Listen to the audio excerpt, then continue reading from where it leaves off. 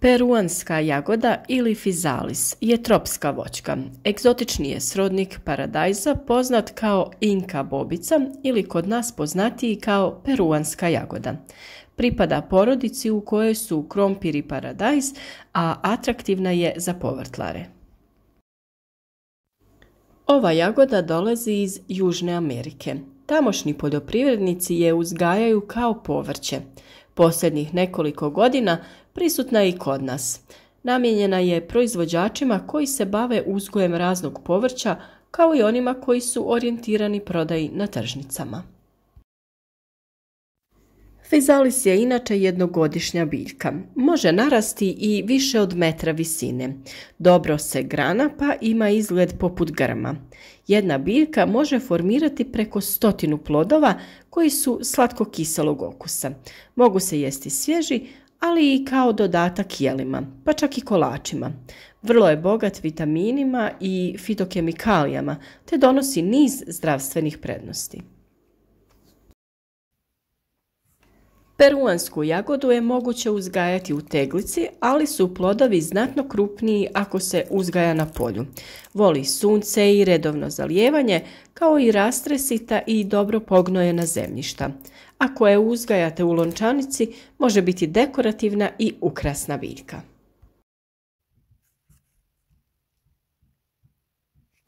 Peruanska se jagoda uzgaja iz sjemenki. Sjemenke se siju rano u proljeće.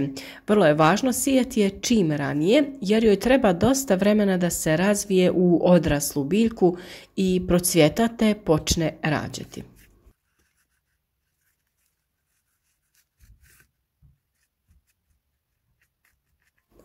Sjeme možete sami odvojiti tako da otvorite zreli plod i isperete van sjemenke. Posušite ih i spremite za iduću godinu. Osim toga, plodove nakon mraza možete posušiti te tako uzeti sjeme.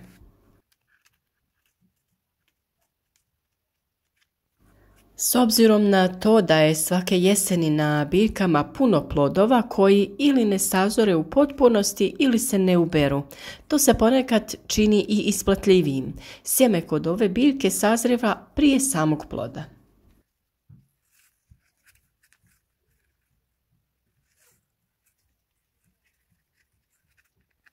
Naravno, iz sasvim zelenih mladih plodova neće biti moguće uzeti dobro sjeme, nego iz onih koji su blizu sazrijevanja.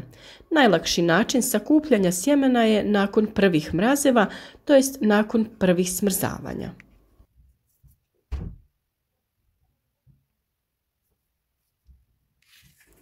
Ubrane plodove možete prerezati, sjemenke isprati pod vodom pa ih posušiti na papiru ili krpi.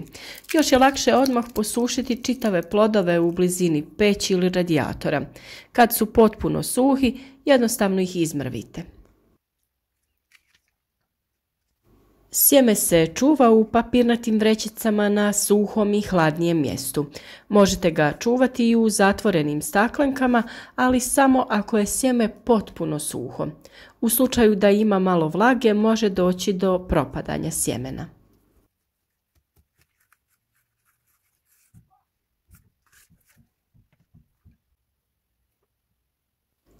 Proizvodnja rasada fizalisa ne razlikuje se od proizvodnje presadnice paprike. Sjeme se sije na dubinu oko 1 cm. Agrotehničke mjere kao i mjere zaštite su iste kao i kod paprike i obavljaju se u isto vrijeme sa istim gnojivima i pesticidima.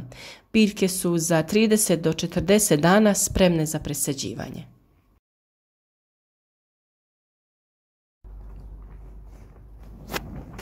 Tek niknule biljke prekrivene su sa sitnim dlačicama. Mi smo odlučili presadnice prebaciti u veće posude jer su još male za sadnju u tlo, a treba im veći prostor. Čuvali smo ih na temperaturi oko 16 stepeni, a za nicanje samog sjemena optimalna temperatura je između 20 i 25 stepeni.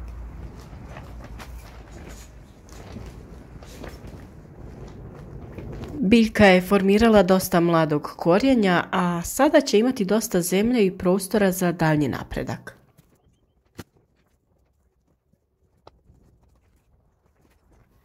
Biljke na ovaj način možete presađivati ukoliko želite uzgojiti i veći broj sadnica za prodaju. S obzirom na ljekovitost ove biljke, vjerujem da će uskoro svugdje biti dosta tražene sadnice.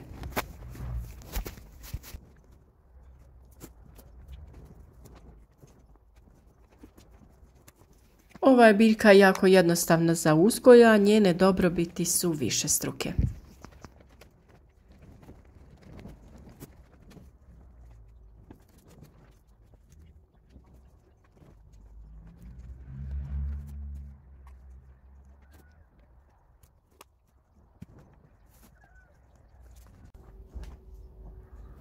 Prilikom presađivanja, kao i kod svake biljke, koristimo sredstvo Previcur Energy za zaštitu.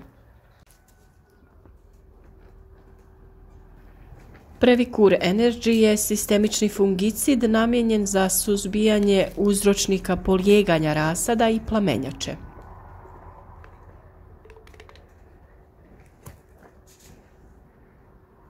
Koristimo ga u omjeru od 2,5 ml na 10 litara vode.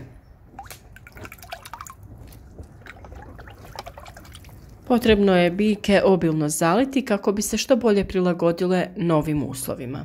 A ovo sredstvo je dobro koristiti također i kod presađivanja na otvorenom.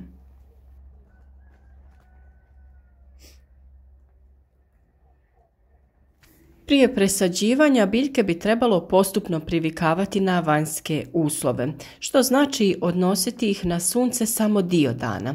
Ako ih direktno iz zatvorenog presadite na otvoreno, mogu dobiti opekline od sunca i dijelovi listova potpuno se isuše i pobjele.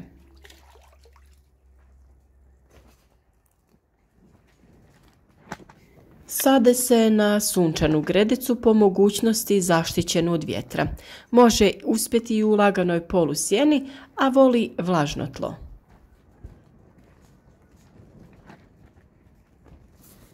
Rasad se sadi na razmak od 80 cm u cikcak varijanti. Usjev je potrebno zalijevati, a poželjno je koristiti sustav kap po kap kako bi se obavila i prihrana.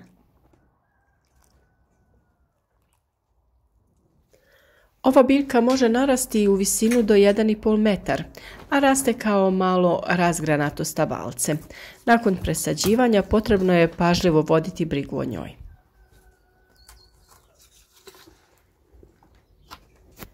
Prihranjuje se kao i ostale biljke u vrtu, ovisno o stadiju u kojem se nalazi.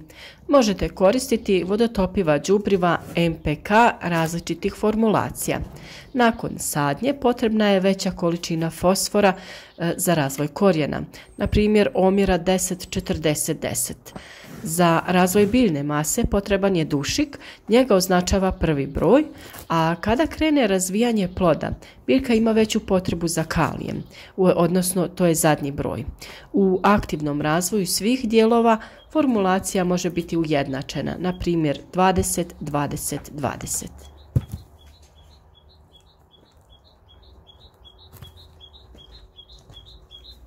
Početak cvjetanja fizalisa je u junu i traje sve do kraja jula. Cvjetovi su crno-žute boje i podsjećaju nekako na cvijet paradajza. Na mjestu cvijeta se formira lampion u kojem se formira plod. Lampion je prvo zelen, a potom dobiva žutu boju. Sami plodovi su žuto-narančaste boje, a za berbu dospijevaju krajem augusta. Beru se sukcesivno, a ovaj se posao može produžiti sve do prvih mrazeva. Zbog toga je važno što ranije obaviti sjetvu i rasađivanje u optimalnim rokovima, a plodovi oni se beru sa lampionima.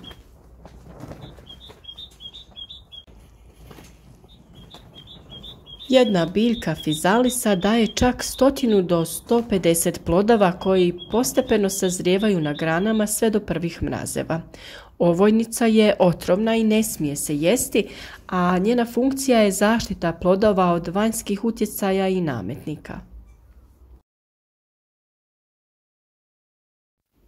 Peruanska jagoda se smatra izuzetno zdravim voćem kiselkasto-slatkog okusa.